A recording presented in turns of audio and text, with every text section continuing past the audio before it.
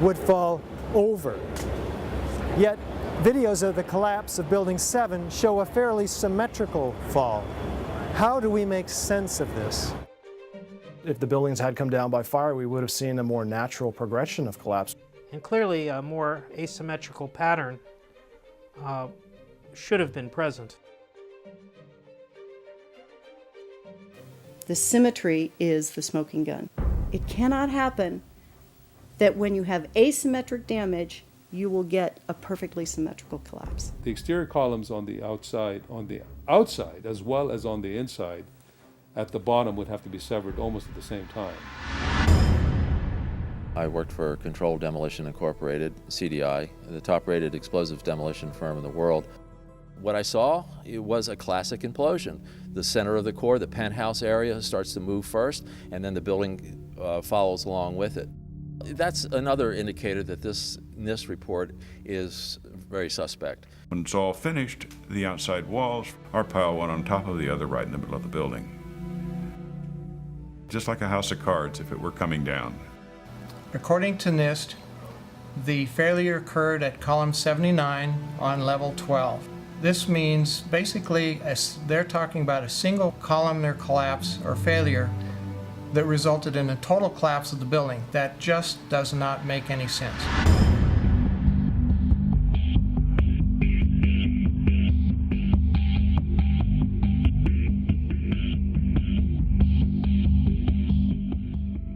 The explanations from FEMA and from NIST don't add up. But there is enormous circumstantial evidence, circumstantial and actually physical evidence as well, that would lead us to a different conclusion. And the conclusion is controlled demolition. Dit is controlled demolition. Zeker weten. Zeker weten. Er is nagesprongen. Dit is in opdracht gebeurd. Dit heeft een team gedaan van experts. Building 7 to me is really what gives it away, because that's a classic case of controlled demolition.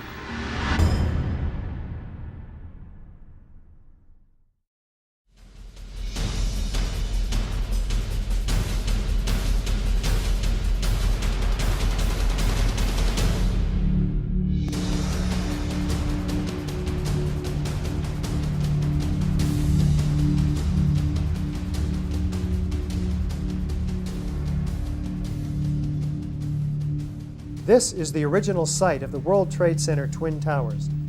Construction is now underway where dramatic new facilities are being erected. Just 10 years ago, the planes hit the towers, cutting through some exterior and interior supporting structural steel columns. The fuel from the planes ignited office fires across several floors. According to the official reports, the structural steel frame was weakened and failed, causing a total progressive collapse of each tower. Does the official explanation make sense? Was there a comprehensive investigation that examined all of the evidence? I walked into the office and the first words that I heard was, planes just run into the World Trade Center. And my initial thought was, well, that's okay. It's built to withstand a 707. It did not seem possible that these towers that were designed to withstand the impact of a 707 could possibly collapse in such a short order of time from the time that they were hit. The majority of the jet fuel was burnt up instantly in the big fireball, and it was gone.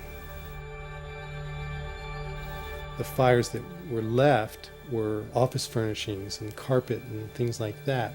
A lot of things in these kind of buildings have to be fire resistant by nature. It's required by code. So there really isn't a whole lot of fuel in there to begin with. The media portrayed these fires as being extremely hot, but the fires were not that hot in World Trade Center 1 and 2. If you look at the NIST zone data, you could see this. And to use our own powers of observation, you could tell by seeing these fires and seeing black smoke come out the windows. That means that the fires were oxygen starved, and it was incomplete combustion, and so it was a low temperature fire. The heat from the fire supposedly softened the steel and thereby brought the buildings down. If you have a flame at 750 degrees, you can hold that flame under a steel beam forever, and you'll never reach a high enough temperature to bend steel, let alone melt it. So immediately I knew at that point that the official explanation was dead wrong.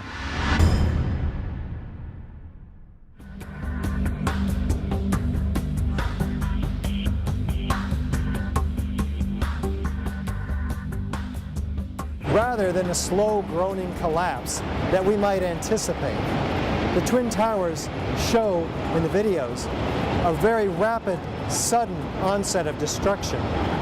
What does this imply?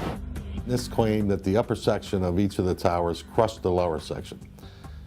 However, when you watch video closely, in the case of World Trade Center 1, you'll see that the upper section disintegrates itself. It appears to be a controlled demolition of its own of the upper section. The top section pushing on the bottom section, it's going to meet equal forces as it goes. Both sections are going to be demolished at the same rate. So by the time you've crushed up 15 stories below it, the top 15 stories are also going to be crushed. And so there's nothing left now to crush the rest of the building. You're looking for a jolt. That this thing, if it actually comes down and hits, you should be able to see the point at which they actually impact, because it would actually slow down the motion of the falling block. Before the tower started collapsing from the top, the antenna started to fall. And the antenna, of course, was over the middle of the elevator shafts. I'm very familiar with the interior structure that surrounded the elevator shafts and the accessibility which the elevator companies had 24/7. It wouldn't be a problem once you gained access to the elevator shafts. Then a team of loading experts would have access to all the core columns and beams. The rest could be accomplished at that point by just the right kind of explosives for the job at hand. The only way that I can see that the towers could have collapsed is that the interior columns were compromised.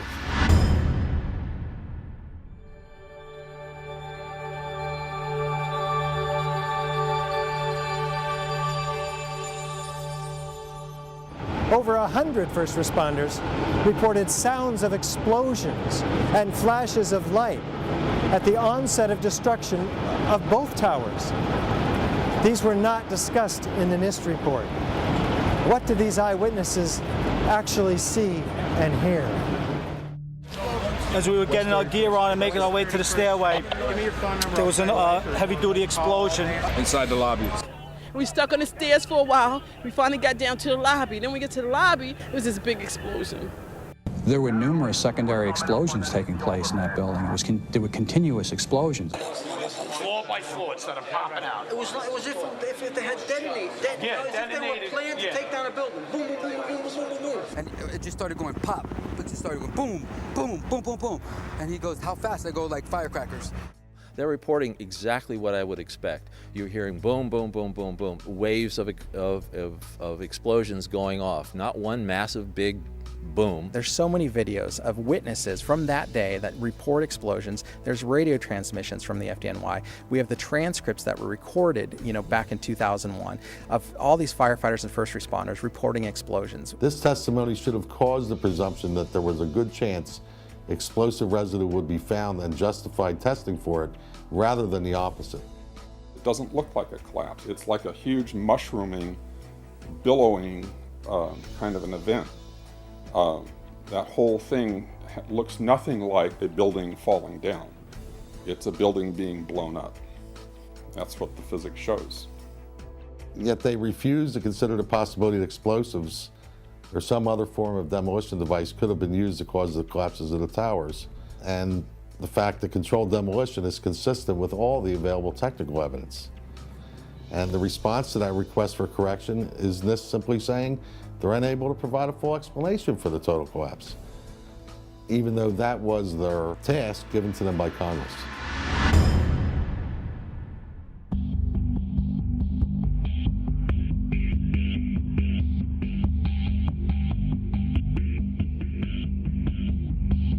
FEMA documents a 1,200-foot diameter debris field around each tower.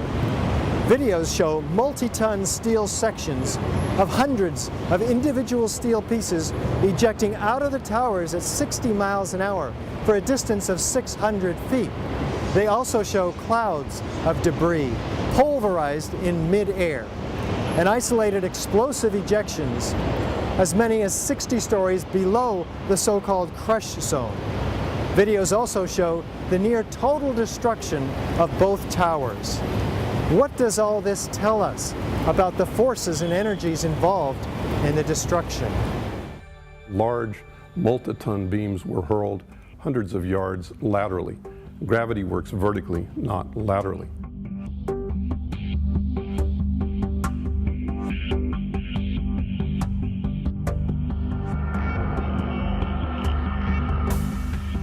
So something's happening to throw these things horizontally at those kinds of speeds. And here it is trailing white smoke the whole time. It really is indicative of some kind of explosion. The individual explosions that I noticed 20 and 30 and 40 stories below the collapsing structure. And naysayers tend to say, well, that's just air being blown out the windows. I mean, it doesn't really work to say it's just air pressure. And I've estimated these are coming out faster than 100 miles an hour. As an architect, I would expect to see larger portions of the building floors, the decking, the steel decking, the concrete topping, much larger remnants of what the structural components of this building was. What happened to the concrete? The concrete was pulverized, and I was down here Tuesday, and it was like you were on a foreign planet. All of Lower Manhattan, not just this site, from river to river, there was dust powder 2-3 inches thick. The concrete was just pulverized.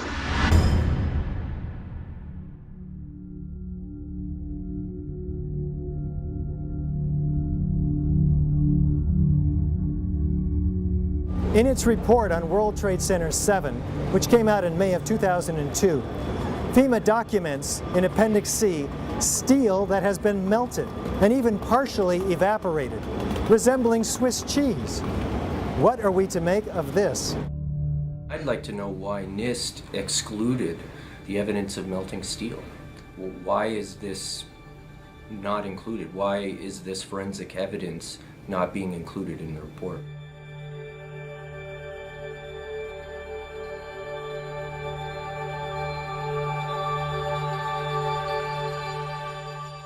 First of all, let's go back to your basic premise that there was a pool of molten steel.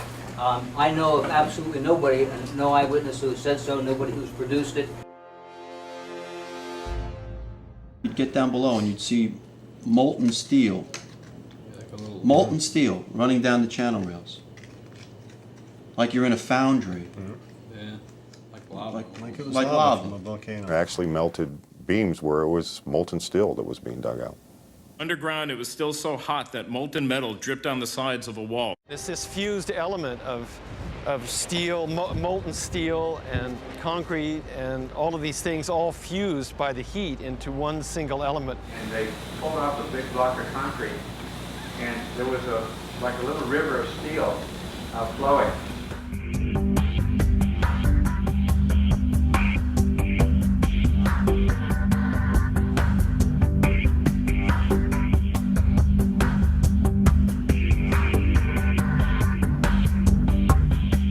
Many witnesses, firemen and lots of people described the flowing molten metal, iron or steel at extremely hot temperatures, and John Gross categorically denied their observations, so that because their observations don't fit his preconceived notion, he not only ignored evidence, he denied evidence.